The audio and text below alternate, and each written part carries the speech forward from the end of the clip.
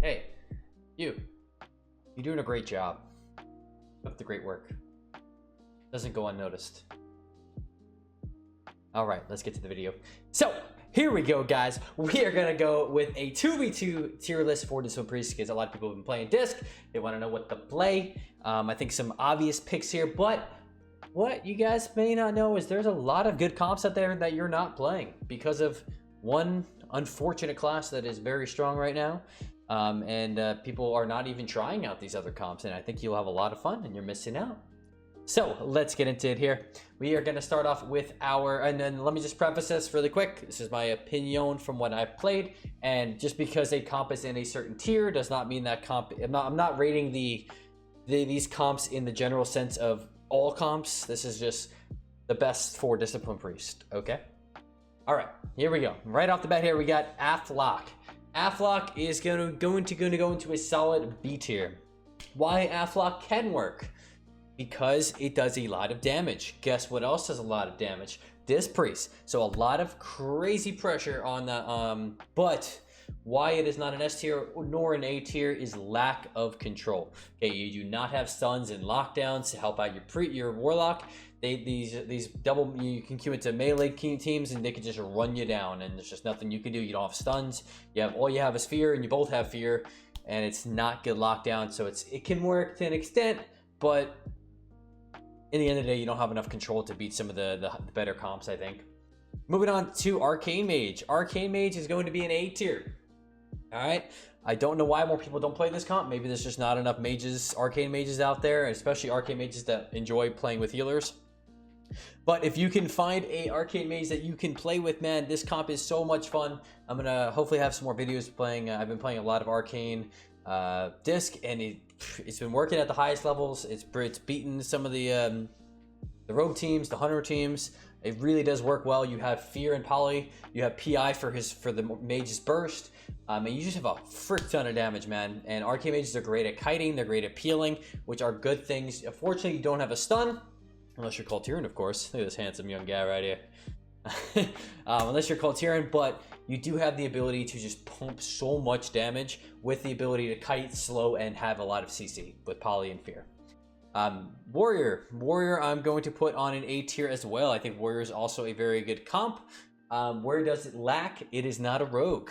That's about it.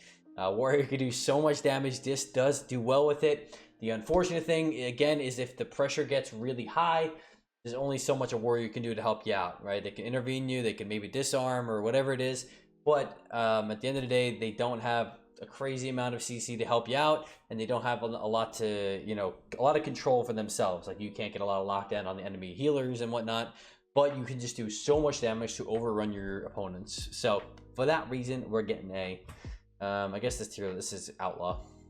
We're gonna put Outlaw as an A tier as well. Outlaw is pretty damn good. It's a rogue. It's got kidney. That's all you need. It's got rogue CC. It's got high damage, high sustained damage. It works perfectly with Disc, with the ability to lock down and have a strong healing reduction effect into wound poison. So for that reason, we're going with an A tier. Absolutely on that one. Boomy. Y'all be sleeping on this, okay? I think Boomy is, just for this reason, I'm gonna put it borderline. Like, you could even, if you have a good enough Boomy, this is a low A tier, I swear. This is pretty damn good comp. Because of Boomy's, like, the recent changes have been, like, buffing their damage so much. Between Clone and Root Beam, you can just actually rail people in that first Incarn. And if you live to a second Incarn and you get the PI every single Incarn, it's a lot of damage, let me tell you. Oh, this is not Outlaw, this was Asa. Oh, shit. Alright, well, we're gonna move it up there.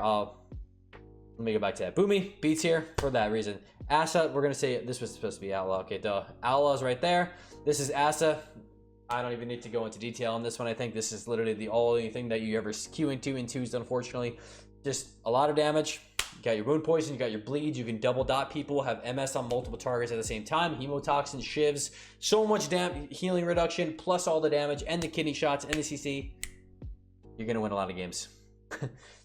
Outlaw, we talked about. We're going to keep that at A tier, though. BM Hunter, going A tier as well. Any Hunter spec, while we're at it, I'm going to put Marksman here as well. And as well, yeah, I'm going to pair these together because it's both kind of the same explanation on them. Really high sustained damage. Trap works perfectly with Fear works really well with Fear, and you have stuns to set up. You're lacking a little bit of just a, disc struggle a little bit to keep up hunters, but if you can keep on your CCs and your hunter is doing a good job kiting, you will be very successful with this comp. I think hunter, if I'm gonna rank these in here, hunter's definitely better than all of these, but it's definitely up there. Next up here we have Devastation Evoker. Devastation Evoker, I'm going with a C tier here. You do have, it's kind of in a similar boat than an Affliction with the DRs, but it's kind of just worse.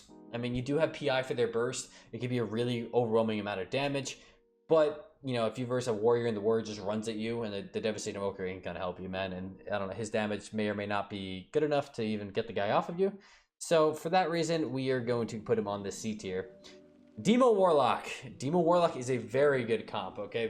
Demo Warlock is very good with Discipline Priest because it allows this to play to its full offensive potential. You have a lot of lockdown with your Axe Toss, your Shadow Fury, your Coil. You have an MS effect. You have the threat of all your pets having really high sustained damage because of the uptime. It allows for your Disc Priest just to actually just pop off and do a ton of damage. So that reason, Demo is going on an A tier comp. Destro, same explanation really as Affliction, unfortunately. You do a lot of damage, but at the end of the day, you do not have the control. These targets can either just run down your Destro, run down you, and there's just not much you can do about it. Don't have enough stuns. Stuns is the biggest problem there. So we're gonna go for a B tier in there just because the damage is really high.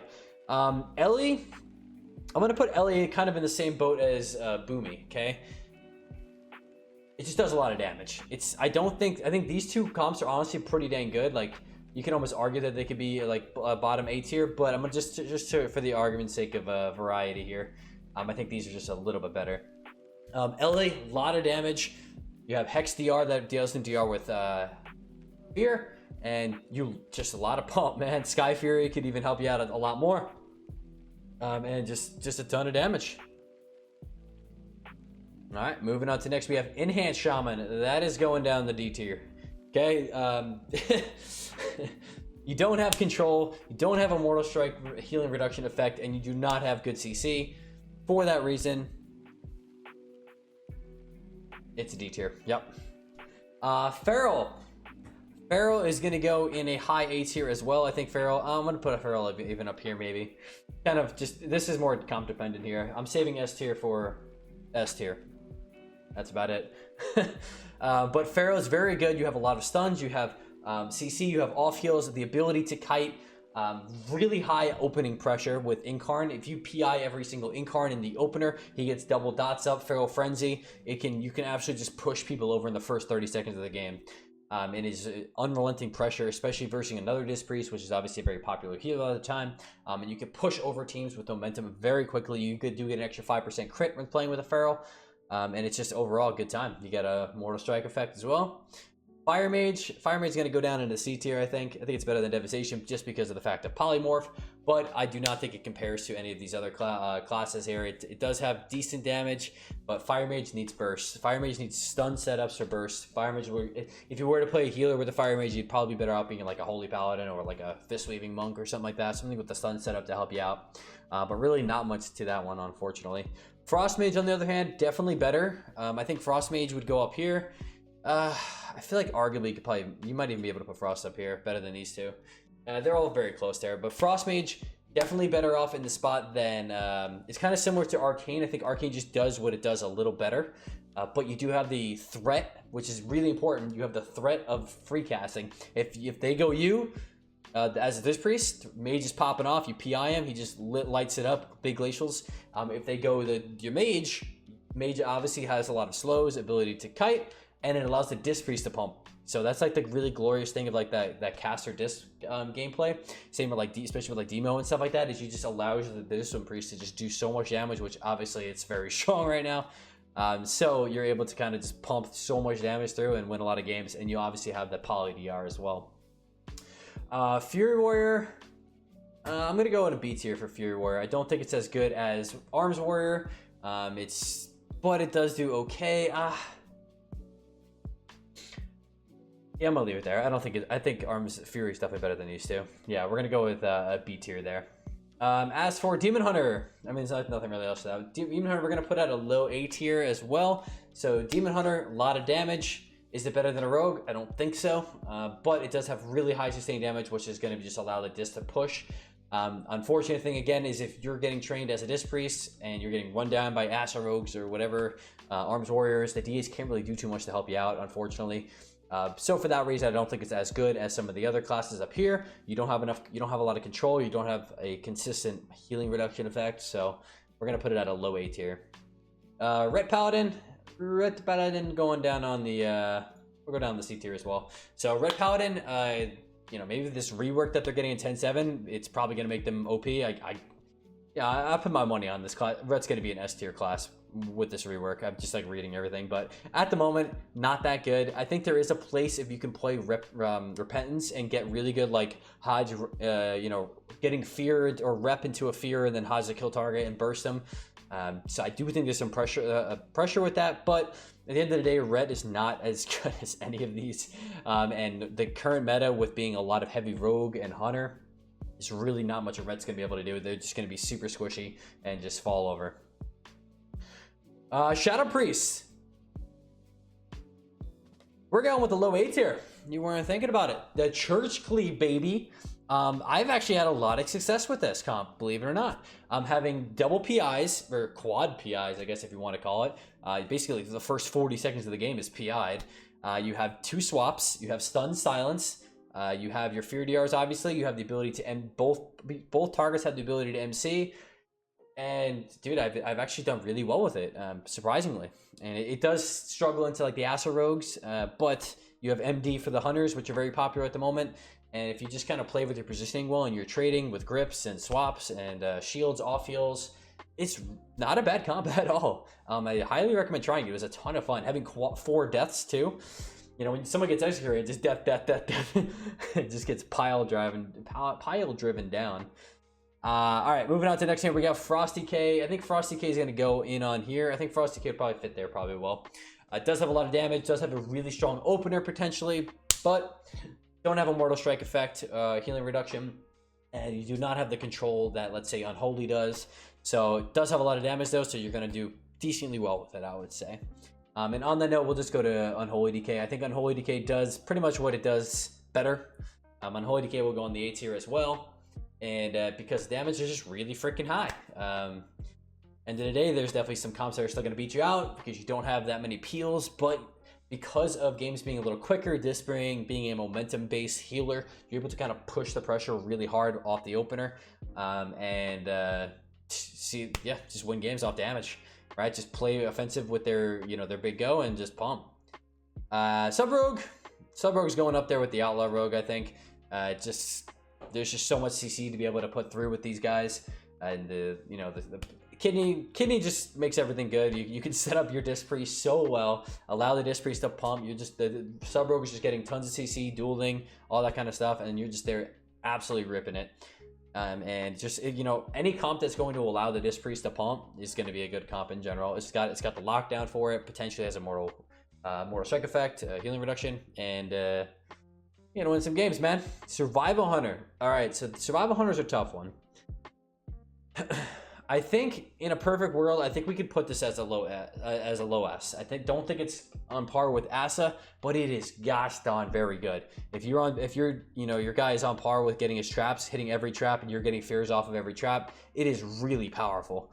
I feel like I think Survival is better than these comps. But I think Asa Rogue's even another tier ahead, like an S+, if you want to even call that. But I think it's very well just because of the synergy of the trap and really high sustained damage. I was really thoroughly surprised how much damage, like 100k Mongoose Bites and stuff that Survivors are putting out right now. The pressure's just crazy. And last but not least, we have a Windwalker. I think Windwalker is going to go on the A tier as well. Windwalker, really high burst damage, especially in those leg sweep windows. You know, obviously even with Windwalker's running like Dark Arc and just Dark Arc his every Serenity leg sweep, absolutely rip it with him. You can put down so much pressure. Again, weakness. You know, you're not going to do too hot into the Hunters and the Rogues, all that passive damage and healing reduction effects. But for the most part, you're going to allow the Disc Priest to kind of pop off a little bit, which is exactly what we want, with some stuns and a really high burst damage. So that's it for the video, guys. Thank you guys so much for watching. this is what we got. Again, my opinion. Feel free to disagree. Let me know what you guys think down in the comments, and I will catch you in the next one. Thanks.